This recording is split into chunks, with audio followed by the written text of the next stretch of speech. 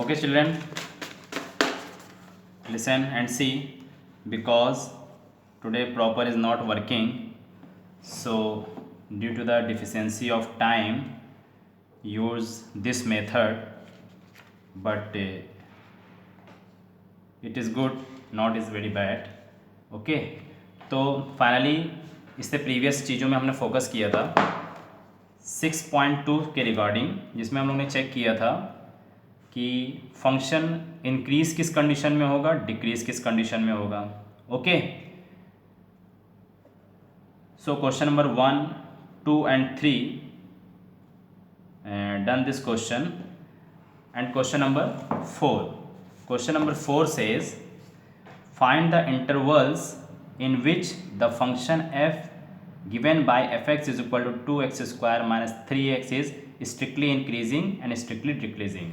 This book is very old edition, but new book में अब क्या है कंडीशन कि हर जगह strictly increasing and strictly decreasing की बात करता है. ओके, तो एक्सरसाइज 6.2, तो 6.2 में हम लोग एंट्री करने से पहले फाइनली एक चीज़ को रिव्यू कर लेते हैं.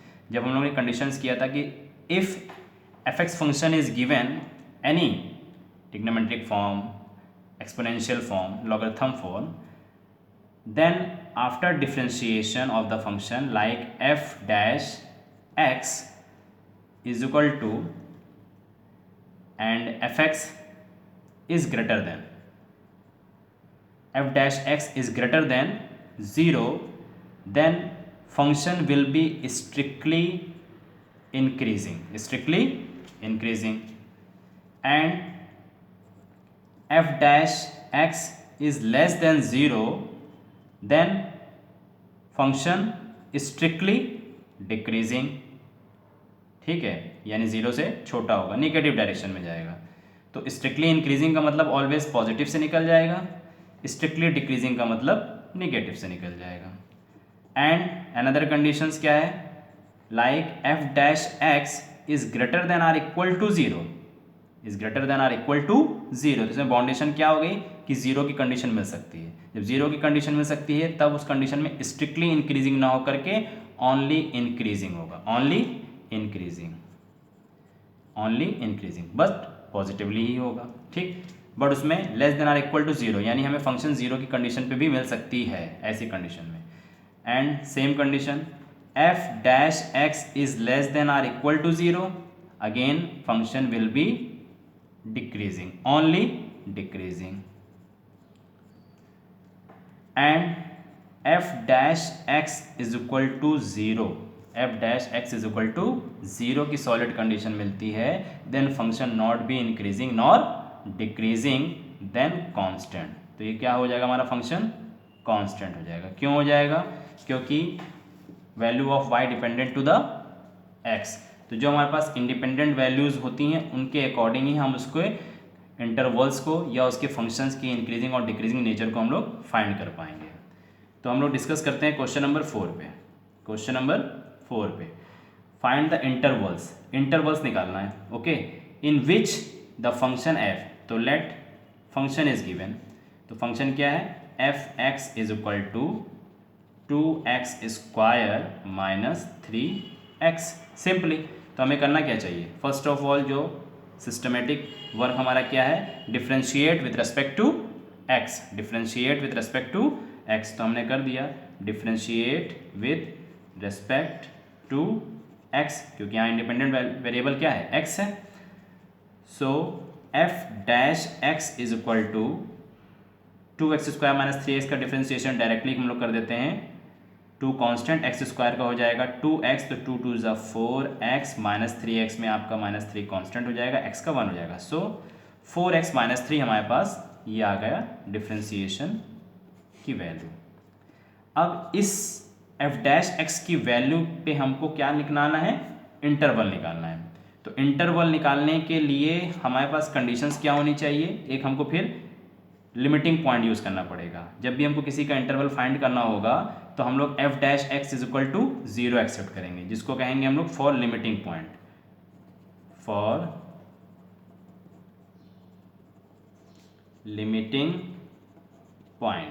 तो फॉर लिमिटिंग पॉइंट में कंडीशन क्या हो जाएगी, F dash X is equal to 0, but here value of F dash X 4x minus 3 is equal to 0, then x is equal to solid 3/4।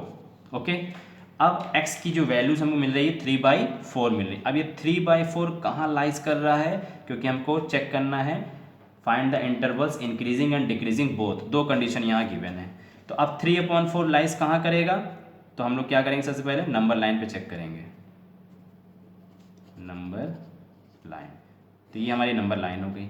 Number line में आपका 3/4 कहाँ सिचुएटेड होगा, I don't know, but हम लोग इसको क्या करते हैं, positive infinite and negative infinity पे हम लोग इसको सेटअप कर लेते हैं। तो माइनस इनफाइनाइट से पॉजिटिव इनफाइनाइट के बीच में कहीं पे भी सपोज कर लीजिए 3/4 यहाँ पर है, x की वैल्यू 3/4 यहाँ पर भी है। तो अब अगर हम लोग इंटरवल्स सेट करेंगे तो हमारे पास ओपन इंटरवल कैसे बनेगा, एक इंटरवल इससे बिलोंग करेगा और फिर दूसरा इंटरवल हमारा इससे बिलोंग करेगा। ठीक, तो जो हमारे पास फर्स्ट केस बनेगा सपोज ए, तो फर्स्ट ओपन इंटरवल्स क्या होगा, माइनस इनफाइनाइट कॉमा 3/4, ये हमने ओपन इंटरवल में मेंशन किया। ओके, क्यों, क्योंकि ओपन इंटर वेरिएबल मेंशन करने से हमारी वैल्यू इसको सेटिस्फाइड करेगी। क्लोज में हम फंक्शन को पूरी तरह से प्रॉपर डिफाइंड नहीं कर पाएंगे। ठीक है, और इसको ऐसे लिखा भी जाता है। एंड सेकेंड इंटरवल किस में चला जाएगा, 3/4 कॉमा पॉजिटिव इनफाइनाइट। क्लियर। अब इसको हमको चेक करना है अपने एफ डैश फंक्शन पे कि कौन सा इंटरवल किसके लिए सुटेबल है। तो अब हम लोग चेक कर लेते हैं एट माइनस इनफाइनाइट कॉमा 3/4।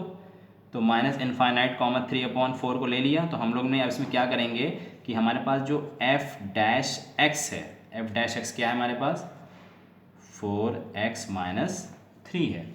तो हम इन दोनों वैल्यू को छोड़ करके इन दोनों के बीच में जो मैक्सिमम वैल्यू है उससे वेरीफाई कर लेते हैं। ये माइनस इनफाइनाइट है, ये पॉजिटिव 3/4 है, तो माइनस इनफाइनाइट 3/4 के बीच की हम कोई भी वैल्यू ले लेते हैं, कोई भी वैल्यूज ले लेते हैं। सपोज माइनस इनफाइनाइट है, -10, -15, -27 कुछ भी आ सकता है।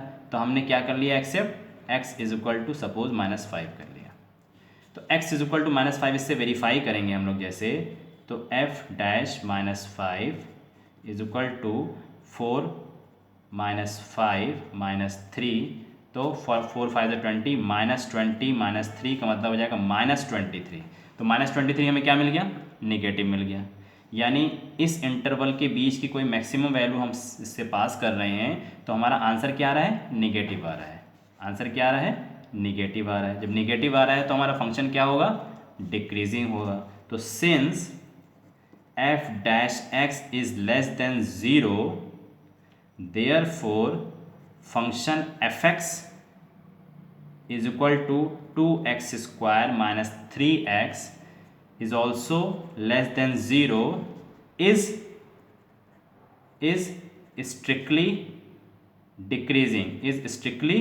decreasing at point what, किस पॉइंट पे, माइनस इनफाइनाइट कॉमा 3/4 पे।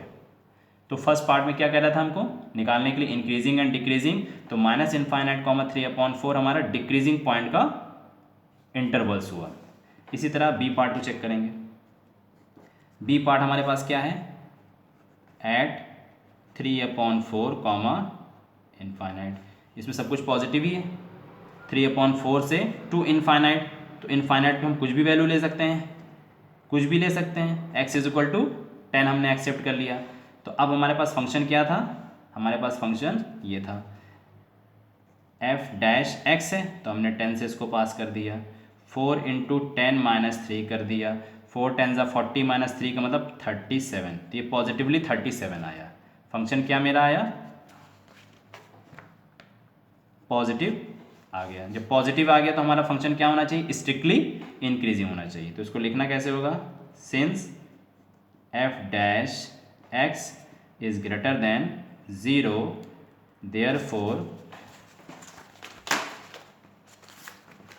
therefore function fx is greater than 0 is strictly increasing at open interval 3/4 comma infinite.